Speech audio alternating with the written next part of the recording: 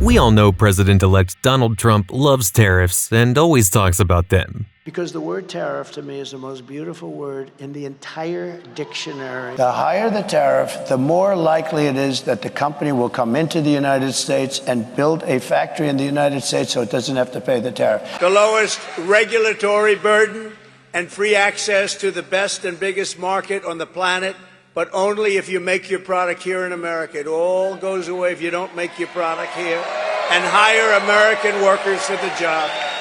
If you don't make your product here, then you will have to pay a tariff, a very substantial tariff, when you send your product into the United States. But what exactly are tariffs? And why does Trump believe they're the ultimate deal-making tool? Let's take a deeper look to understand not just what tariffs are, but how they influence economies and impact everyday consumers like you and me. Basically, tariffs are taxes imposed by a government on products which are imported or exported. The purpose of tariffs is straightforward. It is to regulate trade between countries. Tariffs make foreign products more expensive, which encourages consumers to buy locally made goods. In theory, this strengthens the domestic economy, but as we'll see, it's not always that simple. To make this concept clearer, let's consider an example. Imagine the US imports a Honda car from Japan. The car normally costs $30,000. Now, if the US government imposes a 10% tariff on imported cars, the price of that Honda increases to $33,000. That extra $3,000 is essentially a tax that the importer has to pay, which is usually passed on to the consumer. From the consumer's perspective, this price hike might make the Honda less attractive. Instead of paying $33,000 for a foreign car, they might decide to buy an American-made car that costs less.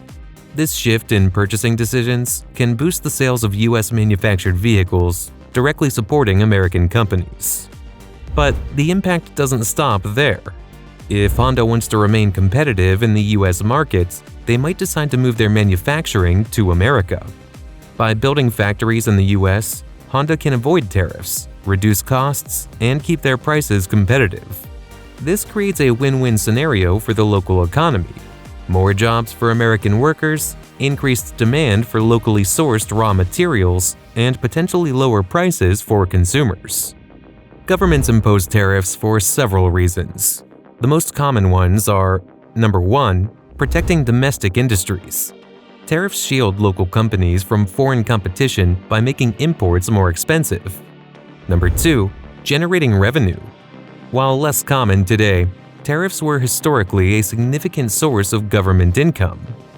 Number 3, addressing unfair trade practices. Tariffs can act as a punishment or negotiation tool when countries engage in trade imbalances or unfair practices. In Trump's case, tariffs have often been used as a punishment. For instance, he imposed tariffs on Chinese goods, citing unfair trade practices and intellectual property theft. Similarly, he threatened to impose tariffs on Mexican imports unless they took action to curb illegal migration. While the idea of boosting the local economy sounds great, tariffs aren't always beneficial. Let's take the clothing industry as an example. Over 80% of the clothes Americans buy are imported from countries like Bangladesh, India, and Vietnam. These countries have significantly lower labor costs, allowing them to produce clothes cheaply. Imagine a pair of jeans that costs $50. After a 20% tariff, the price rises to $60. If the clothing brands move its production to the US to avoid tariffs, the costs could climb even higher, perhaps to $80 or more because of higher labor costs and stricter regulations. This creates a dilemma for manufacturers. Do they absorb the tariff, reducing their profits, or pass the higher cost on to consumers? In many cases, they do a bit of both. Some increase prices, while others cut costs in other areas, potentially affecting quality. Either way, the burden often falls on consumers, who face higher prices for the same products. Tariffs don't just affect consumers. They ripple through the entire economy. For instance, When the US imposed tariffs on Chinese goods, China retaliated by imposing tariffs on American agricultural products like soybeans and pork. This made it harder for American farmers to sell their goods abroad, cutting into their profits and threatening their livelihoods. The European Union also retaliated against US tariffs by imposing their own on iconic American products like bourbon whiskey and Harley-Davidson motorcycles. This tit-for-tat approach can escalate into a full-blown trade war, with both sides suffering economic consequences. Now, let's bring this closer to home, to your grocery bill. Many everyday items, like fruits, vegetables, coffee, and even seafood, are imported from countries with lower production costs. When tariffs are imposed on these goods, their prices rise. For example, if the US imposes a 15% tariff on imported avocados from Mexico, a bag that previously cost $5 might now cost $5.75. That extra 75 cents may not seem like much, but consider the cumulative effect across all the imported items in your cart: bananas, chocolate, wine, and even olive oil. These price hikes can add up, straining your monthly budget. For families already grappling with inflation, this could mean cutting back on certain foods or switching to cheaper, lower-quality alternatives. And while tariffs are meant to encourage buying local, domestic producers may not always have the capacity to fill the gap, leading to shortages or even higher prices for local goods.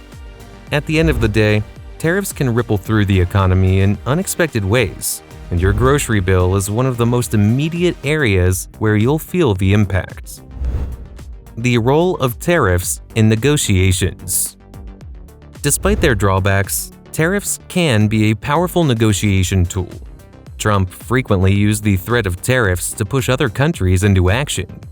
For example, he warned Mexico of a 50% tariff on their goods unless they took steps to curb illegal immigration. Similarly, he threatened a 100% tariff on Chinese goods unless China cracked down on the export of fentanyl, a drug fueling the opioid crisis in the US. Why do these threats work? Because countries don't want to risk losing access to the US market. For many countries, the US is a major revenue source. Losing that market could devastate their economies, leading to job losses and political unrest. Leaders are often willing to compromise to avoid these outcomes. Historically, tariffs were a primary source of government revenue. In the early 1900s, they accounted for a significant portion of the US government's income.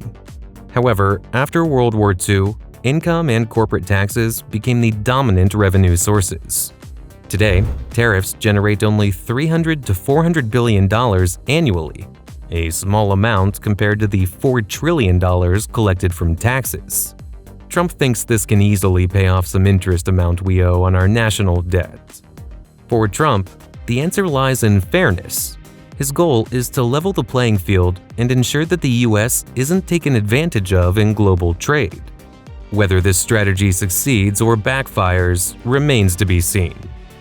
Trump is also critical of BRICS nations adopting their own currency for trade, viewing it as a threat to the dominance of the US dollar in global commerce. He has warned BRICS countries that if they move away from using the US dollar, then they have to pay 100% tariff and they might risk losing access to American markets.